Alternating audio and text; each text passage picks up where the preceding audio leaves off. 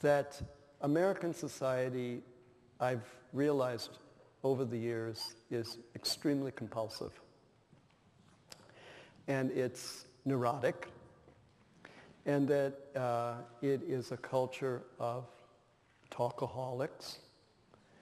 I mean, look at all our talk shows and exhibitionists, you know, that is spiritually illiterate, morally ambiguous, and psychologically confused, extremely addictive, and in love with violence, all sorts of violence. And that our media has feeds us a constant, steady stream of violent images and have convinced us that violence is okay because it's fundamental to life.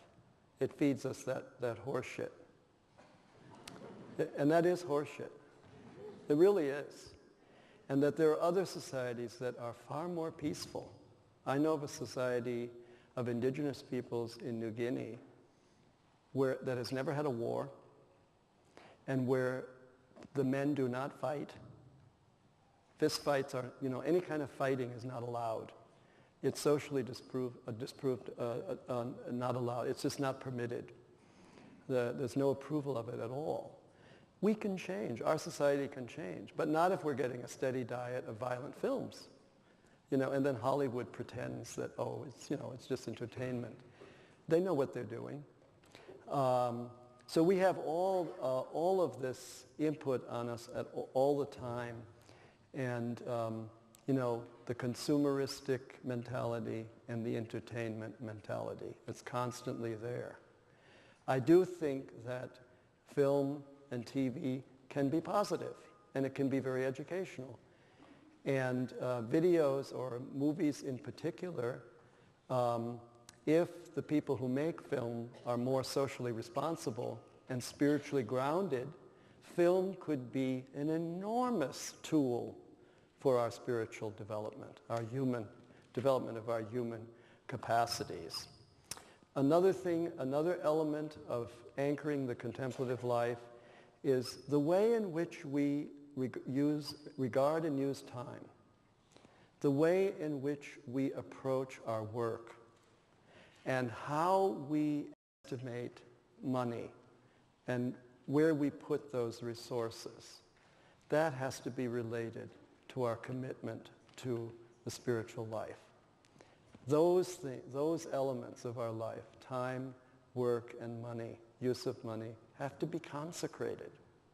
They're not separate from our spiritual life. They're not off alone by themselves. If they are, that will impact negatively on our spiritual life.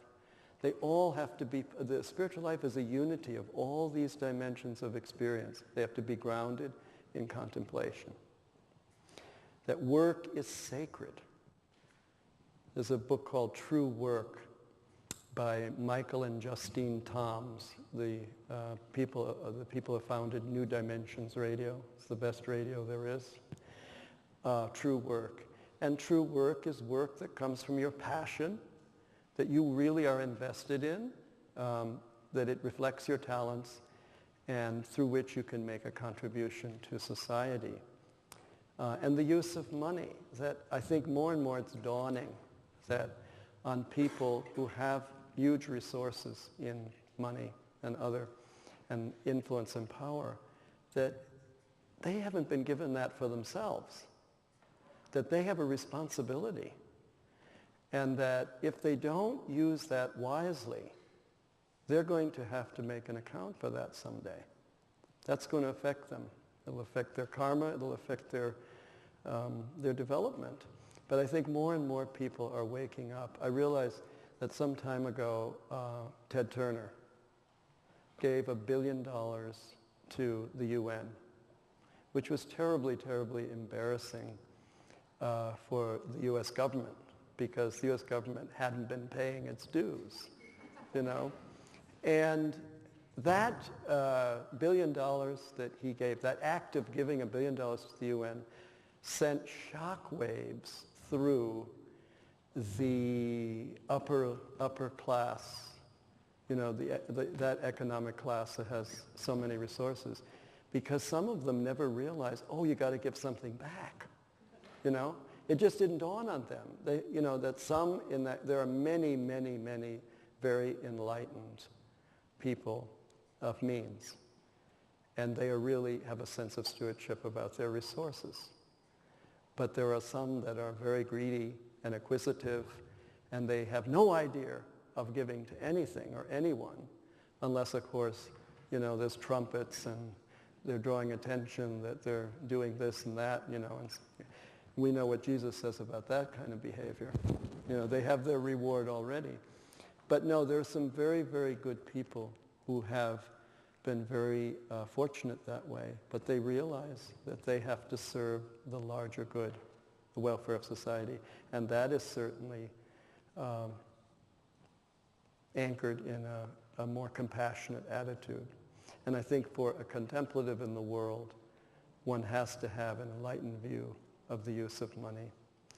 And then, of course, any kind of contemplative approach to life that really fructifies into practice has to be committed and persevere in that practice. As you've been told so many times, I'm sure, by Thomas, by Bernadette, by many others, and you've read it, is that the key to the whole thing is regularity of practice. Regularity, day in and day out. Not 5 hours one day and then nothing for a week.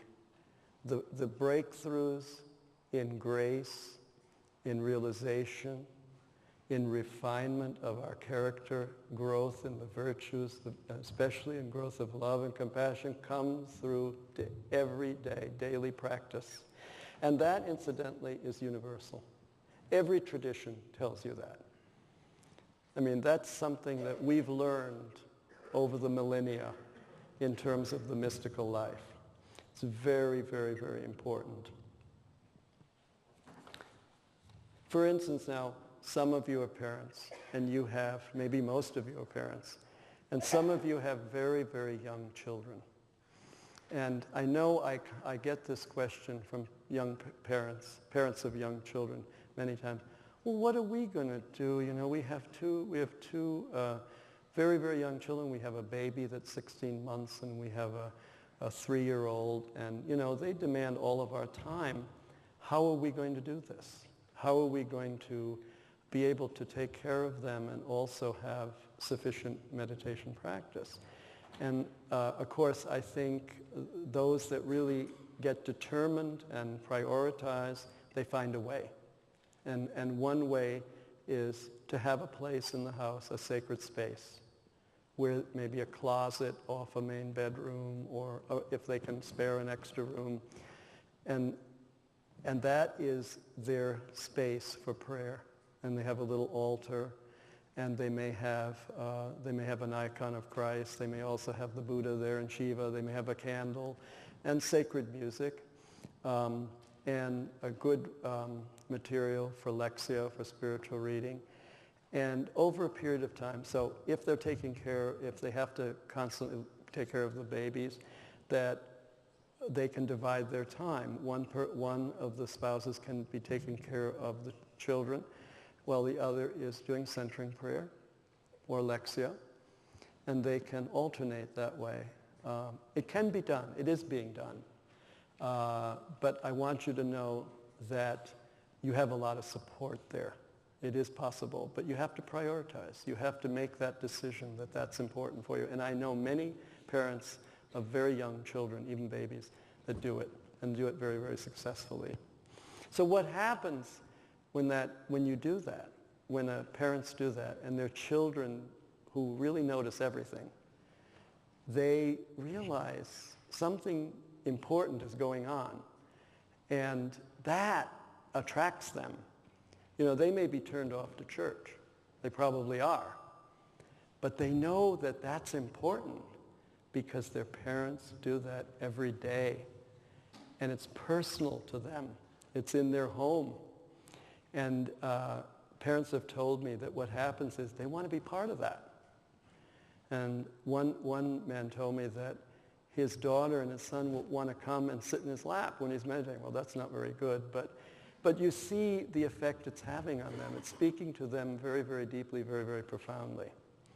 So I want you to understand that, that parents and that whole work with their children, of rearing children, and how do you integrate the spiritual life with that responsibility, that, many of us are thinking about that, and there are resources. There's a wonderful book by Sister Madeline Simon. She died last year. She's a British Sacred Heart nun. A wonderful, wonderful book called Teaching Meditation to Children. Teaching Meditation to Children. She came out of the Christian meditation movement, John Main. Then another very important part of anchoring contemplation is spiritual friendship. Spiritual friendship. And this is a value that is not talked about much in our culture. That friendship is essential in life. In fact, the Greeks, Aristotle, he wrote in his Ethics that the two highest activities in life are contemplation and friendship. And that friendship is a relationship where people are processing life, and particularly wisdom. It is a medium to process wisdom with your friends. That's friendship on a very high level. That we need, all traditions talk about this, we need to have these relationships. We need a supportive community, and that's what spiritual friendship gives us. Think of, for instance, the Buddha. The Buddha had a wonderful disciple who was a close friend, Ananda, which means bliss.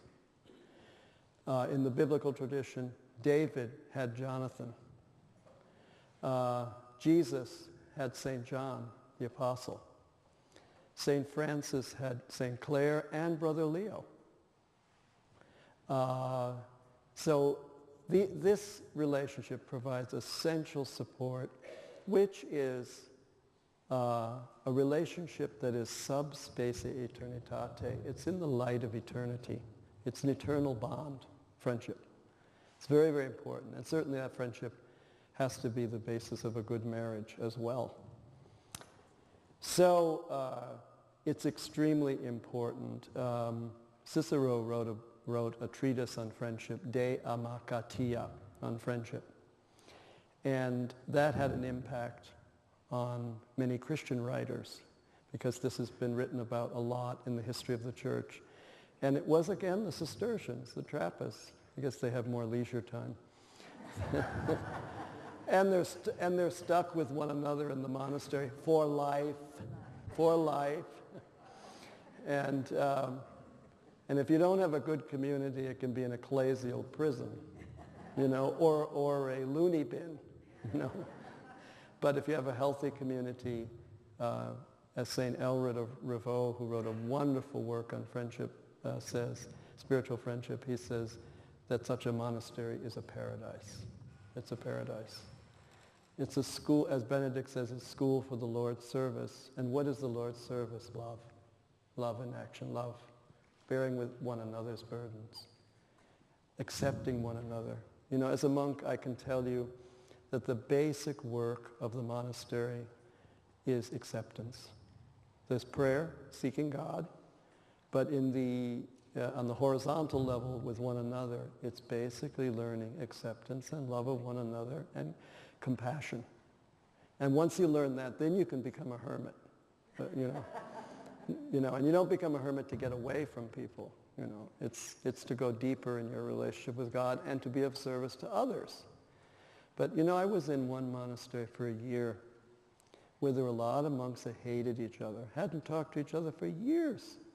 I mean, most of you out in the world are so far beyond that kind of infantile behavior, you know? And this is supposed to be a Christian community. So just because there's a monastery there that has a church and they, you know, chant the divine office and they ring the bell several times a day, doesn't mean that it's a house of God. Because it could be a place of insanity and arrested psychological development and unhappiness. And curiously enough, it was a place where there wasn't much contemplation going on. If you have a contemplative life going on, it is going to change you.